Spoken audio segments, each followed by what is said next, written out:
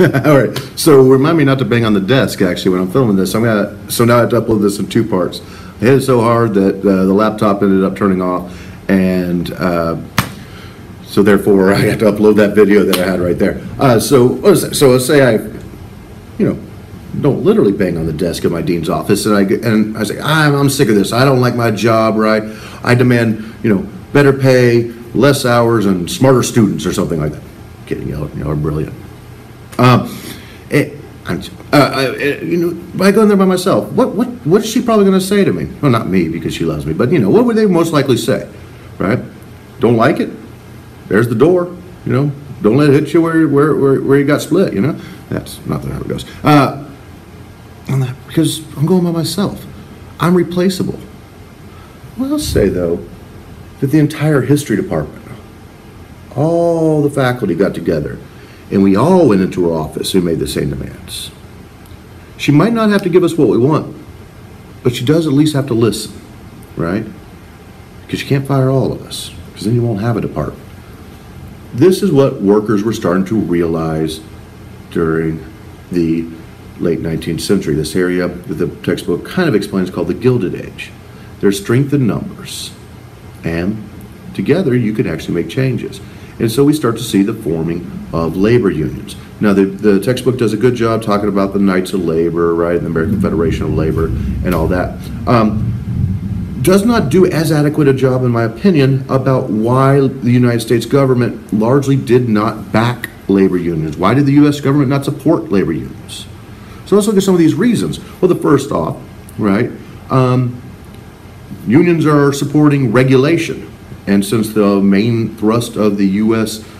Governmental philosophy was laissez-faire, hands off, they couldn't support somebody that wanted them to actually regulate the economy. So there is that. And the second, which the textbook does do a good job, it talks about how labor unions were becoming seen as violent organizations. Now, this is, for the most part, untrue. Labor unions were not really violent organizations. But you ever heard the phrase, it only takes, like one rotten apple could spoil the whole bunch kind of thing. And there was largely violence. Labor strikes can often turn violent in the late 19th century. When labor unions went on strike, they didn't go home to carry pickets and all that. There was no television, and weren't trying to voice their concerns. When workers went on strike, they went home and they got shotguns and alcohol, because they were planning on blockading entrances into the plants to shut them down. And when you got a lot of people boozed up with guns, this oftentimes turns violent, right? And it talks about the Homestead strike there. It talks about the Pullman strike in there. And those are pretty good examples, but they were not by any means the only examples.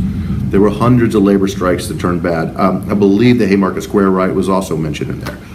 But there was another reason why the U.S. government largely did not support labor unions, and that's because the U.S. government believed that labor unions were breeding grounds of a relatively new economic and political idea known as communism. To get a whole history of communism, to talk about this would be an economics class. This is a history 1302 class. This is a freshman level history class. So let's try to keep it very, very simple. Communism is an economic political philosophy about communal ownership, right?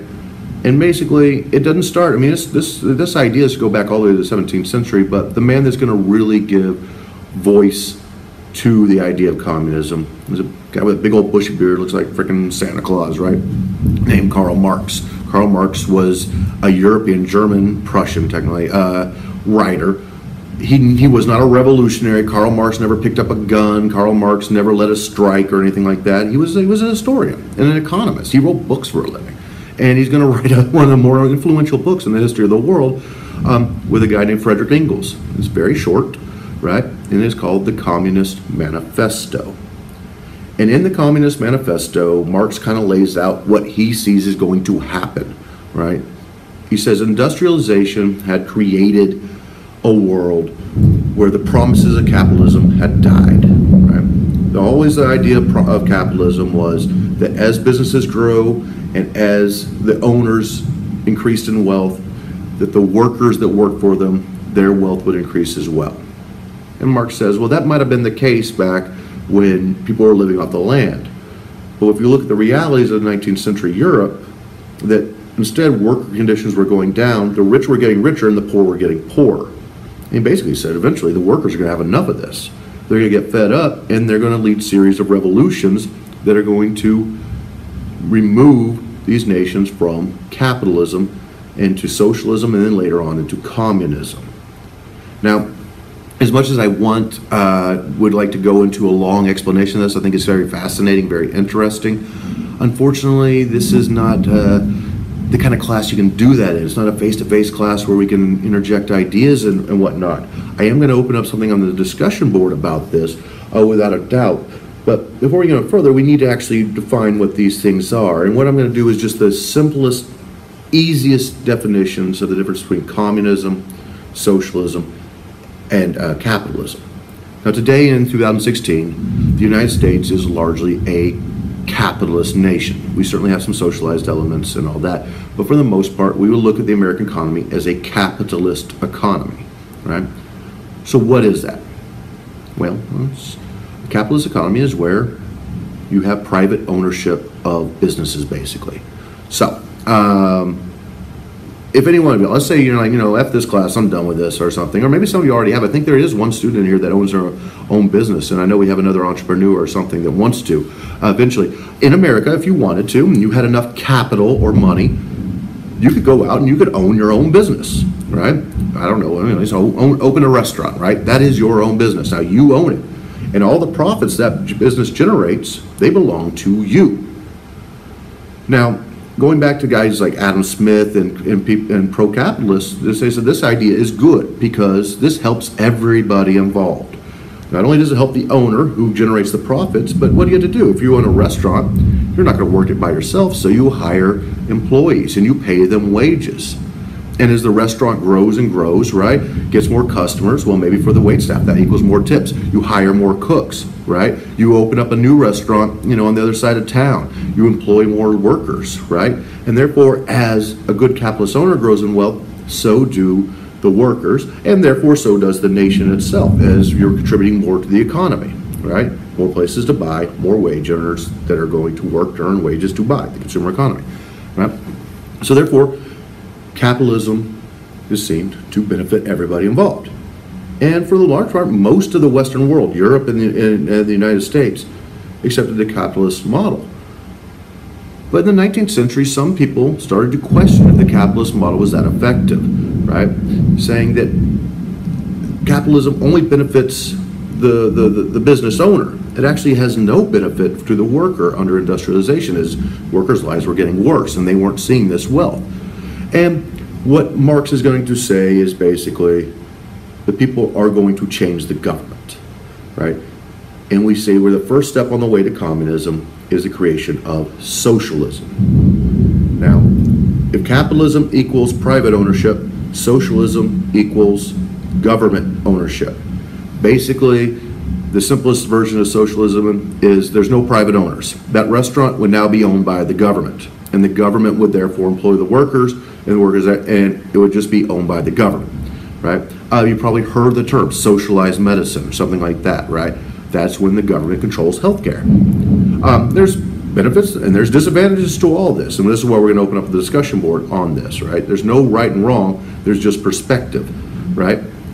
But Marx said that socialism actually isn't good. It's not far enough. He says it's a step in the right direction, but it's not far enough because basically you haven't done anything. What's the only thing you've done?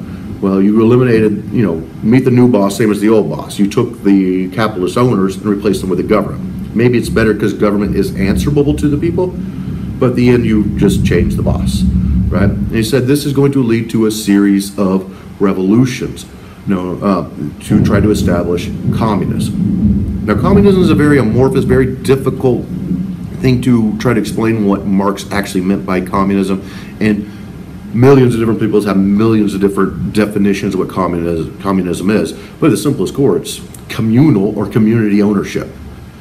The people themselves own the businesses. The term Marx uses is the means of production, right? And this also includes resources and all that, but for our sake, communal ownership. Everybody gets a piece of the pie kind of thing, right? Now, are more important than these ideas right here as it relates to this class is, well, why were these ideas, why did the U.S. government feel that labor unions would harbor these ideas? And why did the U.S. government fear the spread of communism? All throughout the 19th century, particularly in Europe, there were communist revolutions. Now, they were largely unsuccessful in Europe, but as workers rose up and tried to overthrow their governments and replace them with socialist or communist governments. So during this time, the U.S. government was looking over at Europe and seeing the violence and the revolutions and saying, we don't want that. Not to mention the United States government was firmly laissez-faire capitalist. Private ownership, communal ownership, those don't mix too well, right?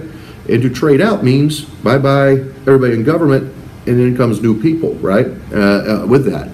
So you can understand why the U.S. government maybe didn't want these ideas to spread. Can you all hear that thunder and lightning outside? Oh, it's about to storm. It's awesome.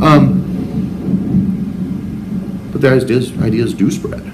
I have a question, and I'm going to pause. I want to see. I want you to yell at the screen because I won't hear you. But when was the first successful communist revolution in the world? Now, there have been many attempts in the 19th century, but I wonder if anybody knows where the first successful one was. There have been several since, right?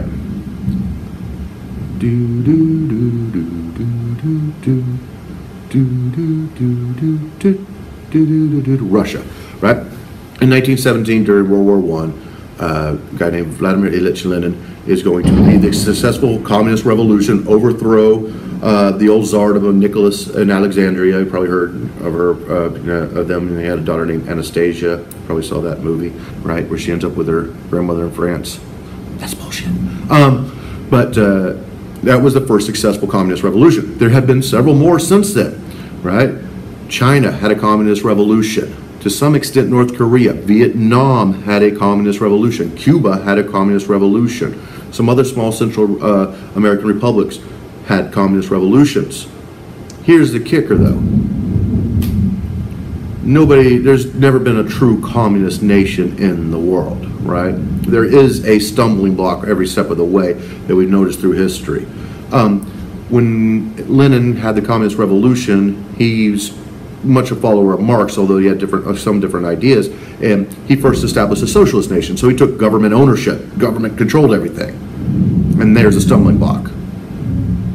A lot of nations have had socialist revolutions where the government controls everything, but communism provides communal ownership, which means the government has to give up power. And that doesn't happen too often in history, where people just voluntarily give up power to the people.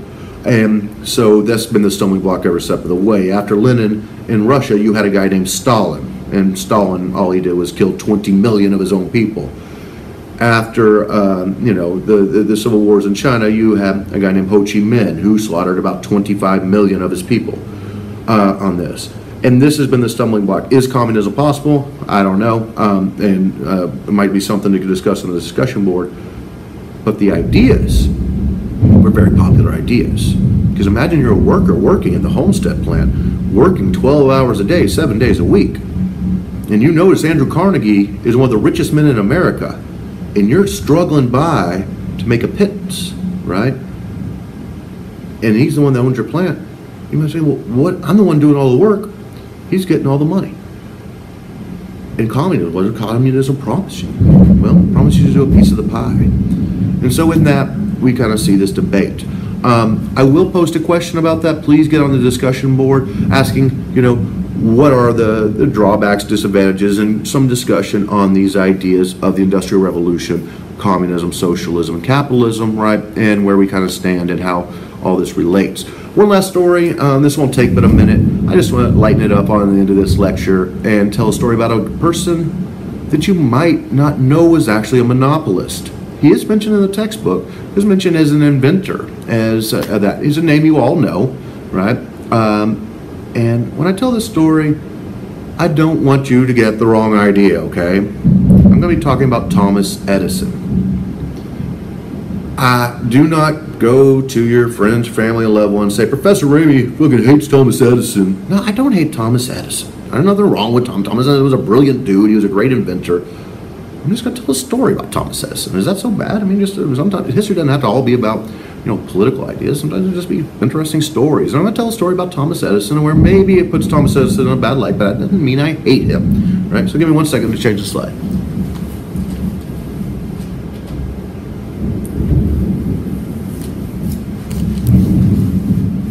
Your textbook almost completely skips over this idea. This is there's the man right there, Thomas Edison. Thomas Edison, in case you don't know, was an inventor in the late 19th, early 20th century America. Invented the first motion picture. He did not invent the light bulb, but he perfected it to where it's actually practical and reasonable.